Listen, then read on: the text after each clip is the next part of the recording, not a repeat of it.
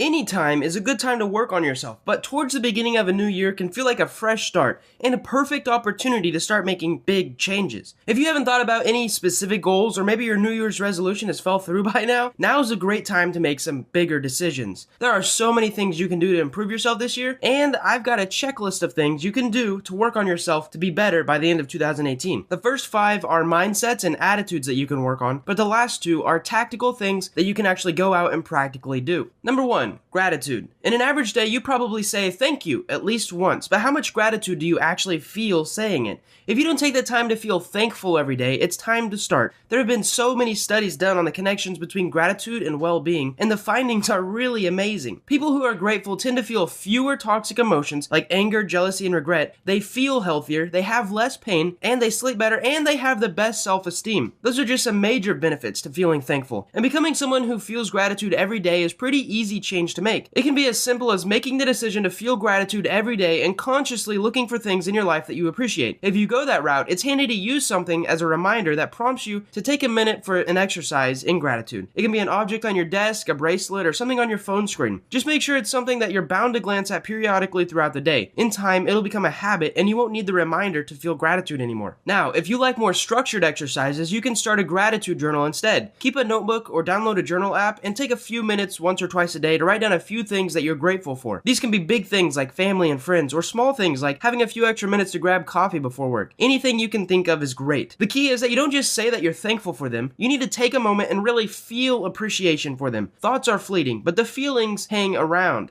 You'll notice that it's actually pretty enjoyable to do too. The feeling of gratitude has a way of overtaking negative emotions. Number 2 on our self-improvement list is mindfulness. In a similar vein, being more mindful is a great goal to have. It's another change in your perspective or thought process, and it can really change your mental health for the better. Mindfulness is all about being more conscious of the present moment. Your awareness should be on what you're doing most of the time, where you are, and how you're feeling, instead of on things that are stressing you out. Studies on mindfulness have shown that it improves mood, reduces stress and anxiety, lessens depressive symptoms, and improves general health, among many other benefits. To introduce mindfulness into your routine, you'll probably need some kind of prompt like the ones mentioned before for learning gratitude. When you see your prompt, take a moment to focus on the present. You can also use bookends. This is something I do, basically creating a mindfulness habit in the morning right after you wake up, and at night right before you go to bed. Notice the pace of your breathing. If you're holding something, notice the texture and the weight of it. Notice what the space you're in sounds like without focusing too much on any particular sound. This exercise doesn't have to be any longer than a minute, but it should be done a few times throughout the day. Once you get used to taking a minute here and there to feel mindful, you won't need a prompt anymore. You'll start finding opportunities in your day for it, like when you're waiting in line, washing dishes, or anytime you're feeling anxious or even stressed. If you like your new mindfulness exercise, consider adding 15 to 20 minutes of mindfulness meditation into your daily routine. It will boost the positive effects since you'll be dedicating more time to mindfulness. Let's get on to number 3,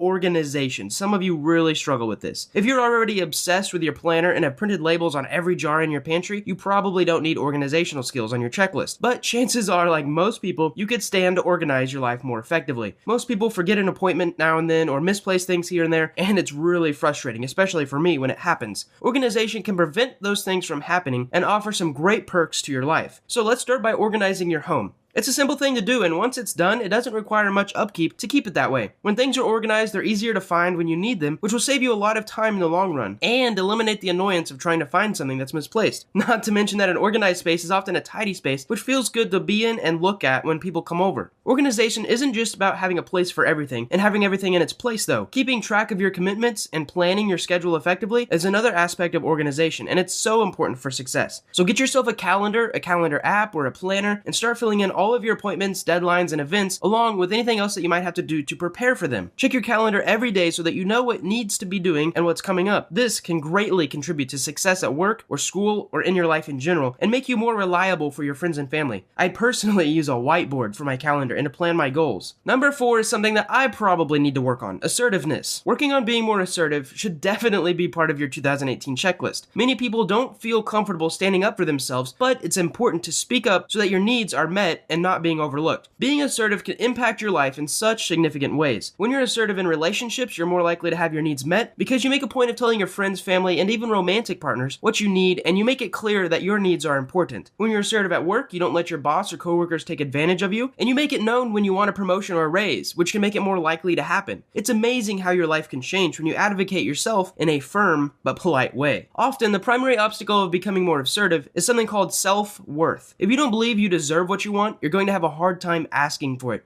So the first thing you should do is start by identifying things about yourself that you do like. Work on your self-esteem and learn to love yourself. As you do, start voicing your opinions more. And from there, share your feelings and your needs as situation comes up. Remember, opinions are not necessarily facts. It's a process, and it can be a very tough one if you're used to accommodating others and ignoring your own needs. But take small steps, and by the end of the year, you'll be so much easier to speak out. Honestly, you could even start in your gratitude journal by writing some things about yourself that you appreciate. Number 5 is overcoming fears. Most people are afraid of something, and for a lot of people, those fears can impact them in big ways. If you've got fears that are getting in your way of life, of becoming more successful, this is the year to get over them. We all know that it's easier said than done, but if fear is holding you back, why not at least try to move past it? It might sound cliche, but the best way to get over a fear is to face it. I've talked about this before. Exposure and something else called response prevention therapy, also called systematic desensitization, is a great method to use. It involves slowly exposing to what you're afraid of, monitoring the reaction, letting the anxiety subside, and then repeating the process again. For example, let's say you're afraid of traveling, and even leaving the city makes you panic. This could prevent you from going on vacations and exploring and adventuring places that you've never been to before. It could stunt your growth, your business growth, your career growth, even growth in your friends and family's lives. So first, you might want to go to the other end of a town, maybe to a restaurant or a park that you've never been before but is pretty far away from where you live. Feel the anxiety and sit until it starts to fade a little bit. You can do this multiple times until you're used to it if necessary. Then, in the next step, you could go to the next town over, then on a short day trip, then an overnight trip. Eventually, your travel anxiety should lessen as you experience being further from home and start to recognize that it's safe. This can be done for so many different fears, like spiders and snakes and even skydiving. If your fear is more abstract, like a fear of a commitment or getting sick, try seeking a therapist. Talking with a professional can help you really dig into the root of the fear so that you can work through it. It's hard to use exposure for these kinds of fears, but it's still possible to get over them, and there's no better time than right now. Remember I said the first 5 were more attitudes and the last 2 were practical? Well, number 6 is books. Books will give you ideas that you can tangibly apply to your life that make the changes that you want. You can get ideas from other people, but the stories in books and the author's experiences and perspectives will help give you that perspective to make better decisions in life. You won't get very far if you're not reading a lot, and honestly, I think without reading at all, you won't make any major progressions. So read some books in your industry, because experts agree that you can become more knowledgeable than 90% of your field. You can become in the top 10% of your field just by reading 4 books on the topic. Imagine if you consumed a book a week in your industry. You'll quickly reach the top of the mountain of people in your field. For me, reading over 300 books last year was one of the best experiments I've ever done. I learned so much from it, and it's shown in my personal life, my business life, and all of my relationships. This is why I'm highly recommending reading books in 2018 and in many years beyond, because there's never been a time where I finished a book and I went, you know what, that book didn't really add value to my life. I wish I could go back and not read that one. They all added value in some way or another, and I plan on reading just as much, if not more, this year. Number 7, and actually this video's sponsor, is one of my favorite services ever. Skillshare is a website where you can sign up to learn new skills by watching a ton of courses on almost any topic you could think of. One of the best ways to learn, obviously, is by learning from an expert who has been refining their techniques for years. From sales to dating to body language, even technical skills like watercolor, graphic design, and DSLR photography tutorials. There's over 17,000 courses on Skillshare at the moment, and the price point is, well, in my opinion, one of these courses is worth way more than the monthly fee that they charge. A premium membership costs less than $10 per month if you pay annually. I would be honored if you guys signed up below using my own personal link in the description. And right now, you can sign up for 99 cents and get a 2-month trial. And please, make this year the best year of your life. You guys know I'm picky with my sponsorships and always transparent.